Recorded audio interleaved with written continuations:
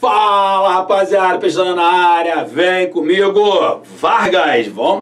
Agora é um Vargas diferente, hein? Agora é um Vargas que foi eleito diretamente, é um Vargas que tem que governar, não de uma forma absoluta como ele governou. Agora ele está submisso a um legislativo, tá? Então não olhe para esse Vargas, o Vargas é o mesmo, tá? Mas a forma administrativa do Estado brasileiro não é mais a mesma, porque ele sempre governou ali, ó, anulando tudo, o executivo acima do legislativo. Agora não, agora é o contrário, ele está submisso ao legislativo. E vamos ver como é que vai ser, né, esse governo de Vargas, como é que também Vargas vai se comportar nessa nova conjuntura internacional, porque a chamada era Vargas, a conjuntura internacional era o quê? Eram os regimes totalitários, estava na moda o nazifascismo, né? Então agora é a tal da Guerra Fria. Então vamos ver aí como é que vai ser esse governo de Vargas. Vamos lá, vem comigo aqui.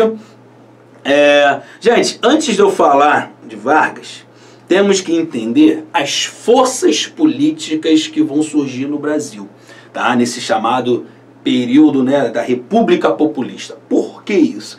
Porque para a gente entender os outros presidentes, tá? Então vamos lá. Vai surgir duas forças políticas. Acabou a era Vargas, vai vir a era populista, tá? Também chamada de Terceira República. E no momento que ela surge, tá, vai começar a surgir as forças políticas e eles vão, né, acabar se estruturando. Então a primeira força política eram os chamados liberalistas. Tá? Eu tentei colocar aqui o azulzinho, o vermelhinho, branco porque o fundo é branco, mas é para representar o quê? Os Estados Unidos. Então, quem eram esses liberalistas? Que defendiam a abertura do mercado nacional ao capital estrangeiro. Então, o Brasil deveria economicamente, né, andar com a ajuda do capital estrangeiro. Então é uma forma de crescer economicamente com a ajuda do mercado com capital estrangeiro, ou seja, liberalismo econômico. E quem era favorável a essa política liberalista? Era a classe média alta, a tradicional classe média alta, conservadora, moralista, né? A nossa tradicional oligarquia latifundiária, agroexportadora, e a nossa alta hierarquia militar, porque ninguém faz nada, né, se não tiver o apoio da alta hierarquia militar. Já vimos isso na aula anterior. Então você observa aí que é a nata da elite brasileira, coisa de gente grande, tá? Então eles eram liberalista, era a modinha da época. Por outro lado, tinha os chamados nacionalistas. Então vocês já vão perceber pela cor aí, né, verde, amarelo e azul, né, nação, nosso Brasil. E esses nacionalistas, eles defendiam um projeto desenvolvimentista. Eu falei, ó, todos esses presidentes terão um projeto desenvolvimentista.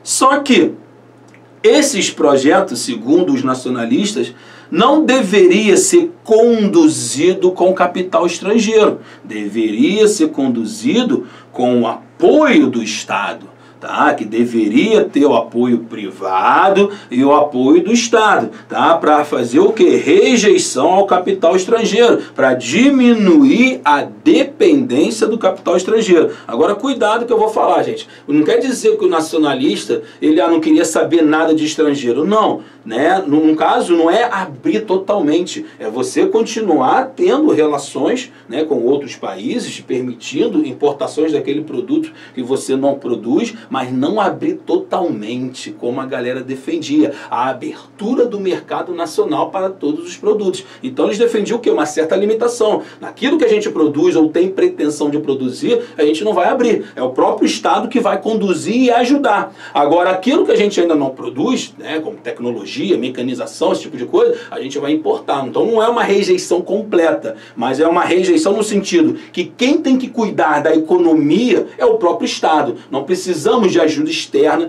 né, nem de dinheiro externo, tá? Então essa é a pegada né, dos nacionalistas. E quem defendia essa pegada mais aí estatal aí era a classe média baixa, né, aquela galera, né, que tinha suas indústrias nacionais e sofria com a concorrência, né, estrangeira, né, por causa das empresas norte-americanas. Lógico, o operariado, que cada vez mais recebia menos e também era prejudicado com o desemprego, e os camponeses, tá? E quem faz, né, que já que o nosso Brasil é latifundiário, é agroexportador, e quem eram os representantes dessa classe, né, de operariado e de camponeses? A galera da esquerda, tá? Então naquela época a esquerda, né, falava, né, era o porta-voz do operariado e do camponês, beleza? Então isso aí, então essas duas forças políticas que vocês precisam ter em mente para entender o que começa a acontecer nessa república populista. Então vamos lá, vamos falar aí agora um pouquinho das características do governo de Vargas,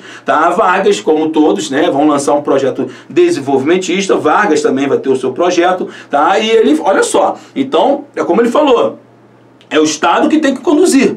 É o Estado que tem que conduzir. Professor, quais são os presidentes aí que serão considerados nacionalistas e liberais? Já vou fazer aqui uma colinha. Já vimos, né, que na aula passada, Dutra, ele é liberalista.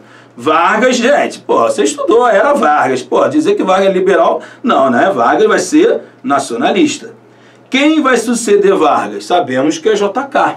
Mas JK, apesar de ter um discurso altamente nacionalista, mas no final ele vai adotar práticas liberais.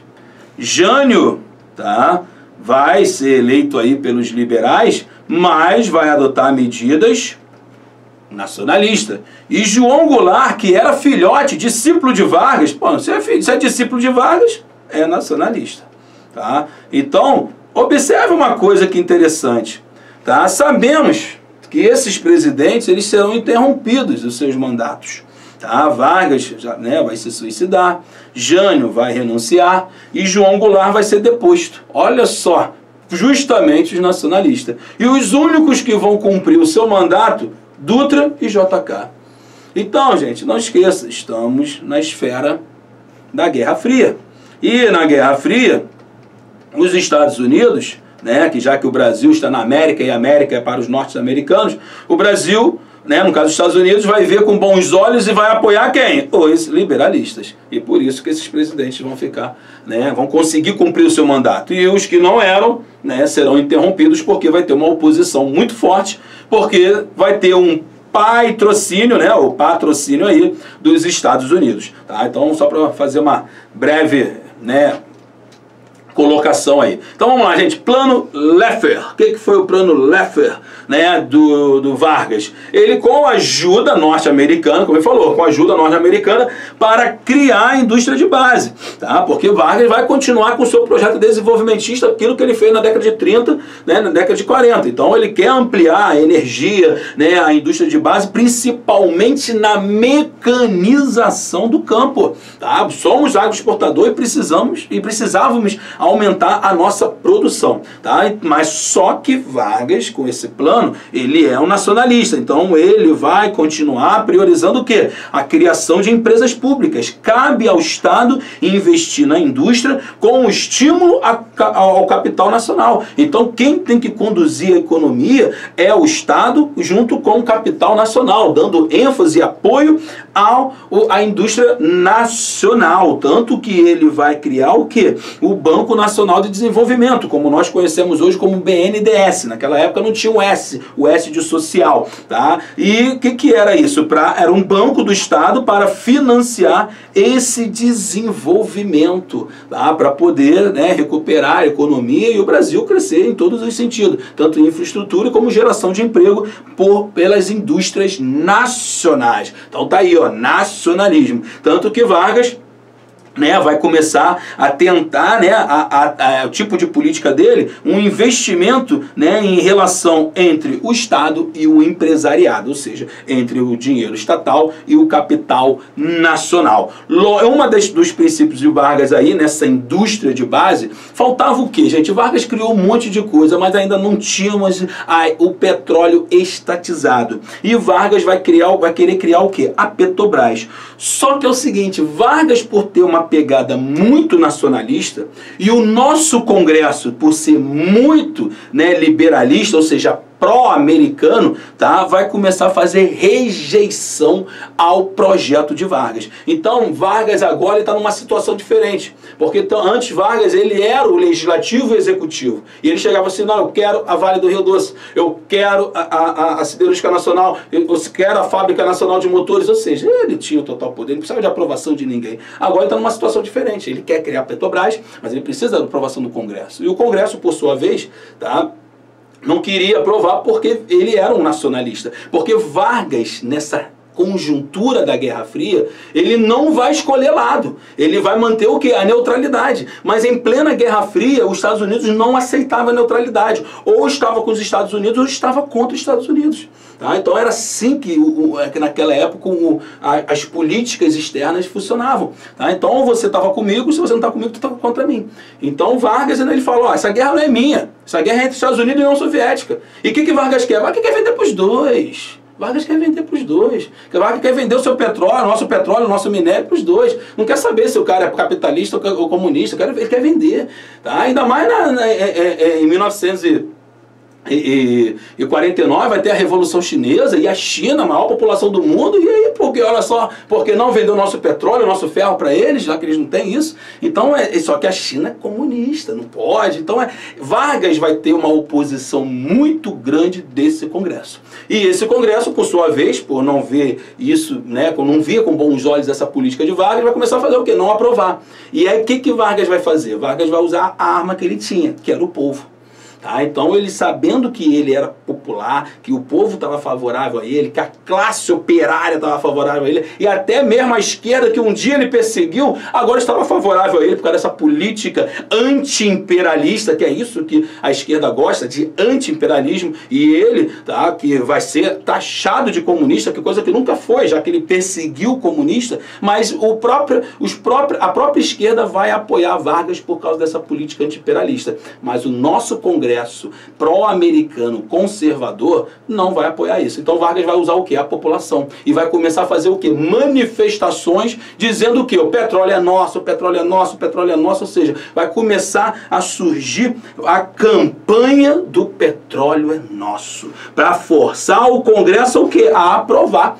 Tanto que o Congresso, pressionado, vai aprovar a nossa Petrobras. Tá? Então é dentro desse contexto aí que Vargas, esse é o projeto desenvolvimentista dele. Professor, e por que Vargas vai ter o apoio? O povo é simplesmente assim, manda e ele... Não é assim. Então eu acho que tem que agradar o povo, né? E um dos agrados aí do povo, né, vai ser o seu ministro do Trabalho, que ele já estava preparando o seu sucessor, que era um gaúcho, estancieiro, né? Igual ele, né? Um dia foi, nasceu em berço de ouro, filho de estancieiro, que era o João Goulart. Tá? Aí o João Goulart, fechando aí com o presidente Getúlio Vargas, vai aumentar o salário mínimo em 100%. O salário mínimo tinha aumento desde a época lá do Estado Novo.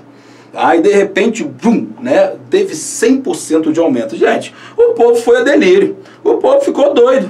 Tá? Mas em compensação, a classe média alta, os latifundiários não gostaram nada disso. Mas é essa pressão aí que Vargas vai encarar. Vargas, com o apoio do povo, vai pressionar, vai ter a Petrobras, e com seu projeto desenvolvimentista, ele tinha um objetivo de quê? Integrar a agricultura com a indústria pesada através de uma política de massa. Nacionalismo puro, gente. Diversificar a agricultura, mecanizar a agricultura para estimular a industrialização. E o Estado concedendo a base, beleza? É a mesma pegada nacionalista de Vargas na época lá, né, do seu Estado Novo. Só que Vargas, né, falei aí, estamos vivendo no outro período aí, né, o tempo muda, as pessoas mudam, e o nosso Congresso era conservador, representado pela UDN, tá, União Democrática Nacional, cujo principal líder era o jornalista e político Carlos Lacerda, tá, e os privilégios concedidos aos trabalhadores deixou muito desses empresários, chefes militares e principalmente a alta classe média conservadora muito insatisfeita, tá? Então Vargas vai começar a receber muita pressão, muita oposição, tá? Então principalmente de Carlos Lacerda, que ele tinha um discurso inflamável, né?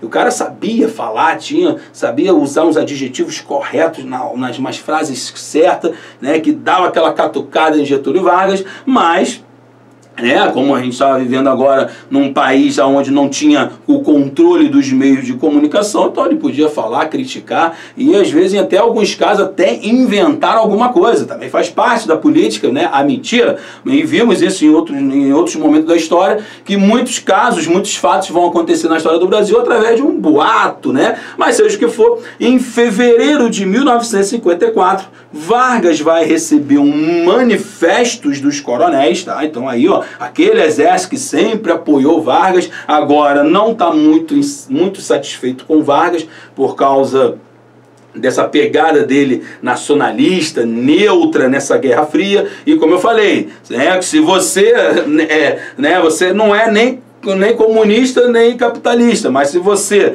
não estiver em cima do muro, as pessoas vão taxar você de alguma coisa. Então, como Vargas quis adotar a política de neutralidade, tá, vai começar a ser taxado de comunista, tanto que vai ter esse manifesto dos coronéis, a qual é um documento que foi endereçado a Getúlio Vargas, a qual, os coronéis, a alta patente militar aí, vai dizer que o seguinte, que eles estavam temerosos com o avanço do comunismo mundial, mas principalmente aqui no Brasil, porque eles sabiam que alguns assessores de Vargas estava ligado ao comunismo, tá? Então esse manifesto aí fez com que a UDN começasse, tipo assim, poxa, agora os militares que sempre apoiaram Vargas não estão apoiando, então eles se sentiram aí na força de exigir o quê? A renúncia de Vargas. E aí começou no Congresso Nacional uma pressão da UDN para exigir o quê? A renúncia de Vargas, porque Vargas era uma ameaça para o comunismo, para o Brasil, através do avanço do comunismo, que Vargas ele não estava adotando política nacionalista, mas sim uma política comunista, devido à sua aproximação com a esquerda, e vai começar a surgir várias denúncias sobre o governo dele, porque agora havia uma liberdade de expressão, denúncias como desvios de verbas. Professor, e essas denúncias eram verdadeiras? Sim, eram verdadeiras, outras falsas, mas sim, muitas delas verdadeiras, e destaque aí para os jornais, os meios de comunicação naquela época, que vai apoiar essa bancada americanista, que é destaque aí para os donos dos jornais na época, rádio, televisão, como Assis Chateaubriand, o Roberto Marinho, o dono da Globo naquela época, a poderosa família Mesquita da Folha de São Paulo, do Estadão, tá? Então todos esses veículos começaram a acusar o governo de estar num mar de lamas. Então Vargas muito pressionado, tá? Mas mesmo assim Vargas resistia. E aí vai acontecer um episódio que não vai ajudar muito. Mesmo Vargas resistindo, Vargas acostumado com política, Vargas acostumado com essas mentiras, já que ele também pregou muito, mas no dia 5 de agosto de 1954, então o ano de agosto de 54, é um ano aí importante para a nossa história, tá? O que vai acontecer? Carlos Lacerda sofre um atentado na rua Toneleiros, em Copacabana, no Rio de Janeiro. Apesar de ter pego em raspão o tiro, tá? Mas o major que estava com ele da aeronáutica morreu. E aí, gente, a patente é alta, é major, o negócio vai ficar ruim. E o crime tinha sido planejado pelo Gregório Fortunato. Quem é Gregório Fortunato? Guarda pessoal de Getúlio Vargas. Gente, se o guarda-costa de Getúlio Vargas tentou matar Carlos Lacerda, apesar de não ter sido sucesso, você entende o quê? Que foi a mando de Vargas. Apesar de Vargas dizer que ele não fez isso, que ele não mandou nada, mas começou a surgir vários tipos de boatos, especulações contra o presidente em relação ao atentado. E setores militares, aqueles militares que colocaram Vargas 2 vezes no poder e começaram a exigir o quê? Que Vargas renunciasse. E Vargas se recusava a renunciar. Como ele mesmo falou uma semana antes, só saía do catete morto. E olha o que vai acontecer. Gente, no dia 24 de agosto, tá? Vargas ele não vai, né, ceder à pressão, né, do nosso Congresso conservador americanista, e ele, para evitar uma renúncia, porque ele ia sofrer a renúncia. Vimos na história do Brasil várias vezes isso. Vimos, você está me acompanhando desde o período imperial, desde a época da colônia, tá? Vamos falar do Império, porque é onde começa o Estado brasileiro. Quando o exército não está mais apoiando o líder de um Estado, acontece o quê? É a deposição. Vargas seria deposto. E Vargas sabia disso porque ele participou de várias. Tá? Então Vargas, para evitar isso, tá? Para evitar de ser preso, deposto, ele vai tirar a sua vida, vai acabar se suicidando. Mas antes de suicidar, Vargas vai tirar uma carta da manga. E essa carta da manga chama-se Carta Testamento, a qual ele denunciava a interferência direta da política nacional, né, e dos grupos internacionais aliados aos setores nacionais, tá? Então, ou seja, ele joga parada no ventilador, ele tá mandando uma mensagem para o povo que apoiava ele, tá? Que vai falar que essa elite, né, não era favorável às causas sociais, tá? Então o suicídio de Vargas teve uma grande repercussão. A Carta Testamento é publicada nos jornais brasileiros e todas as pessoas de tudo quanto é canto do país vai começar a sair nas ruas e manifestações de protestos. Esses jornais que fizeram críticas a Getúlio Vargas, como o próprio o Globo, o Estadão, eles serão apedrejados. A casa de Carlos Lacerda também vai ser apedrejada. O povo vai sair revoltado, vai botar a culpa no governo, e o que era para ser não vai acontecer. O que, professor? O objetivo da UDN era tomar o poder com o apoio dos militares, mas com o suicídio de Vargas, ele não deixou, tá? Impediu que o golpe de Estado acontecesse. Gente, teria mais um golpe de Estado em 1954. Mas Vargas, que foi um grande golpista, ele falou, não, comigo não vai acontecer não. Tá? Então ele prorroga o golpe que ia acontecer. Porque mesmo ele se suicidando, não teve o golpe de Estado? Por causa disso aqui que vocês estão vendo. Ó o clamor popular. Gente, na primeira vez na história do Brasil, o povo foi se manifestar, foi para as ruas sem ser por questões ideológica ou partidária, tá? Então a manifestação popular foi tão grande, tá, que o próprio exército falou, volta, porque eles já tinham preparado tudo para tomar o Catete. Os homens e os tanques já estavam preparados para invadir o Catete e prender Getúlio Vargas. E quando souberam que Getúlio Vargas se suicidou e a carta foi publicada,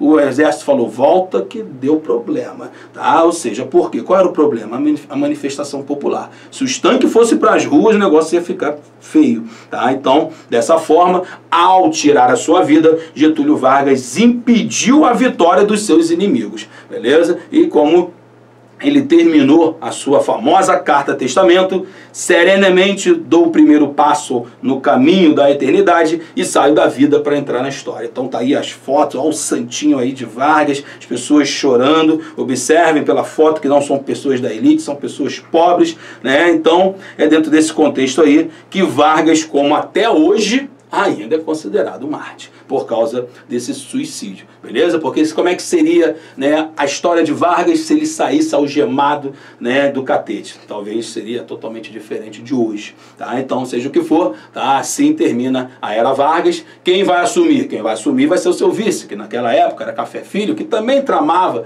nas suas costas, né? Coisa que Vargas nunca gostou muito foi de vice, que vice sempre gostou de dar rasteira em presidente. Mas, isso é uma outra história, tá? Então, terminando aqui, aperta o play para a próxima aula para a gente ver como é que foi essa transição para o governo de JK. Beleza? Tamo junto. Brasil!